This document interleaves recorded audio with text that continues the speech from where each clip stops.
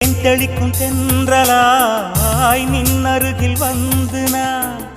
சேலை நதி ஓரமாய் நீந்தி விளையாடவா நாளும் மின்னல் கொஞ்சம் தாழம் பூவை சொல்லி ஆசை கேணிக்குள்ளே ஆடும் மீன்கள் துள்ளி கட்டிலும் கால்வலி கொள்ளாதோ கைகளை கீறியதோ செம்பூவே உன் மேகம் நான் வந்தால் ஒரு வழி உண்டோ